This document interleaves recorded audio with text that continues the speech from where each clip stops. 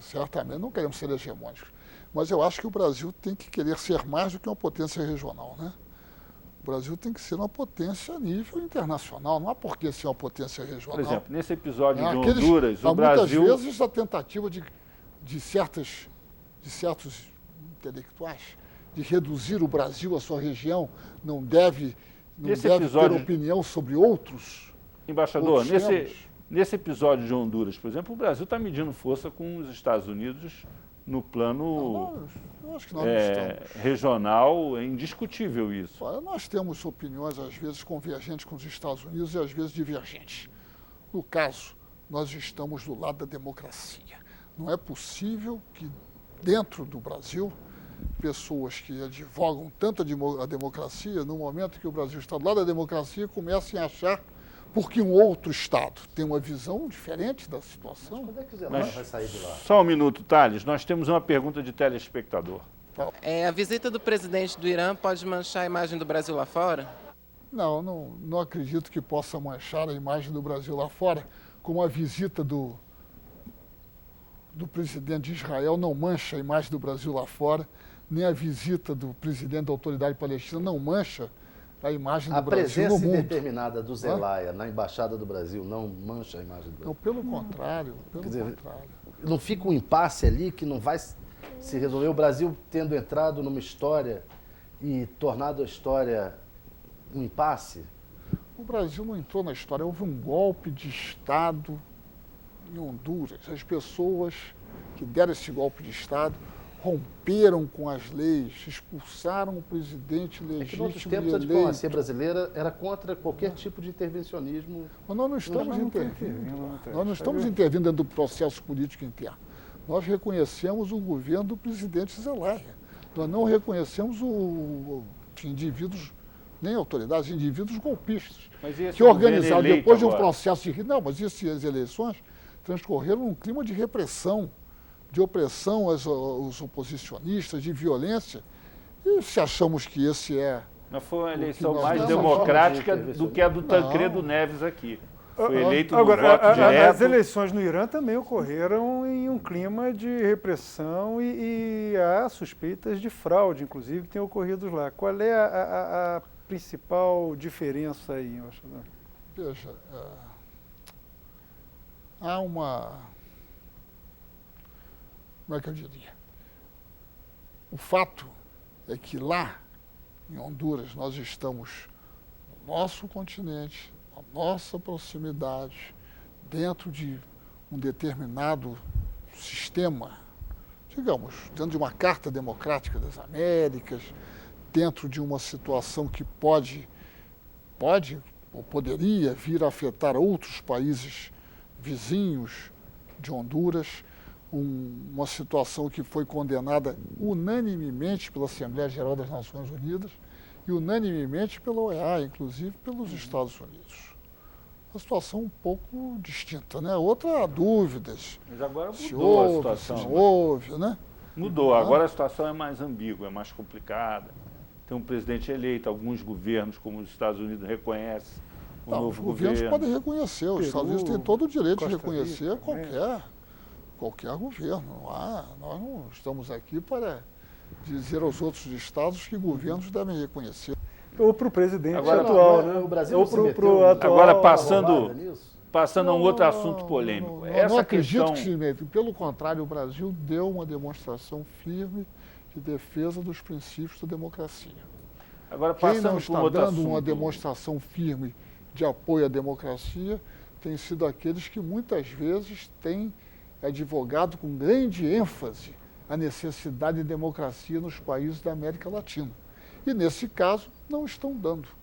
E teriam podido resolver esta situação. O senhor está falando dos Caso Estados Unidos. assim o desejassem. O senhor está falando ou do governo tivessem americano. desejado. Ministro, só uma outra questão.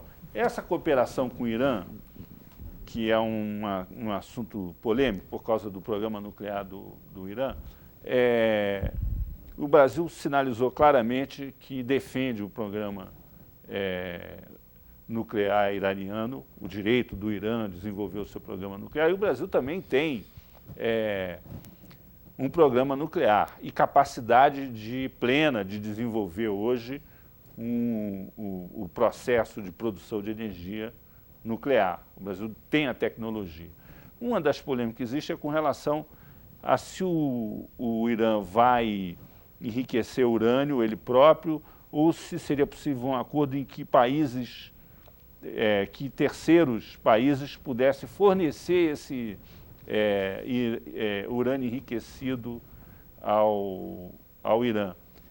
É uma estratégia do governo brasileiro desenvolver um programa de cooperação com o Irã em que o Brasil possa fornecer urânio enriquecido para as usinas do Irã, que é uma das coisas que permitiria um acordo. Uma das exigências dos Estados Unidos, por exemplo, é que eles não enriquecessem o urânio viesse de fora. É possível avançar nesse acordo, nessa direção? O que o ministro Celso Amorim está fazendo lá? Não sei. De toda forma... Do ponto de vista estratégico. Do ponto de vista estratégico, não sei. De longo prazo. O que, digamos, certamente o Irã tem o direito a desenvolver a tecnologia de enriquecimento de urânio. Isso está no Tratado de Não Proliferação, está na Carta da AIA, está em todos os documentos, né? Digamos, até o momento, não há nenhuma prova, tanto quanto eu saiba, de que o processo de enriquecimento de urânio desenvolvido pelo Irã tenha fins militares. Não há nenhuma prova disso. Não há que eu saiba nenhum documento da IA dizendo isso, que eu saiba. O que é pouca transparência por parte do governo iraniano sobre o programa nuclear, né? É uma queixa de que não abre informações... Há muito pouca transparência de outros países sobre muitas coisas que fazem, né? É que o problema é o seguinte, ou nós aceitamos a simetria internacional, né? E aceitamos que certos países têm certos direitos e que outros não têm, e que certos países têm o direito de dizer aos demais como devem ser, ou aceitamos que os Estados são soberanos, né? E há uma diferença de ponto de vista, né? No momento que se admite uma determinada situação, aí passamos a ter exigências de uns países em relação a outros, como foi a sua expressão, né? O que é algo que, digamos, a mim não me agrada. Eu só não acho que essa posição claramente já provocou algum desconforto por parte da grande potência mundial, que é os Estados Unidos.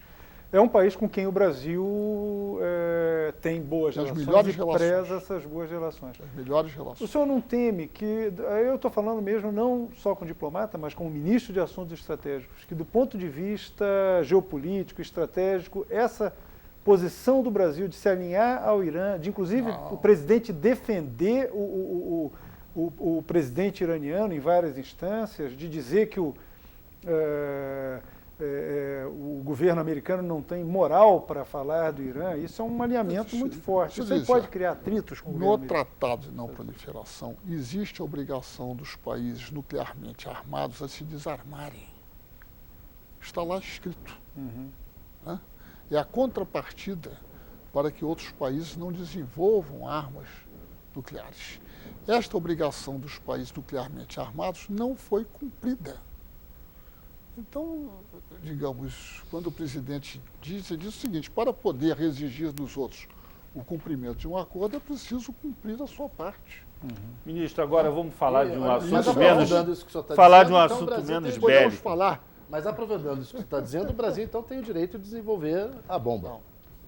O Brasil, na sua Constituição, o povo brasileiro determinou, na Constituição, está na Constituição brasileira de que o Brasil somente utilizará energia nuclear para fins pacíficos. Pelo que o senhor está dizendo, teria o direito, já que os Estados Unidos não se desarmaram.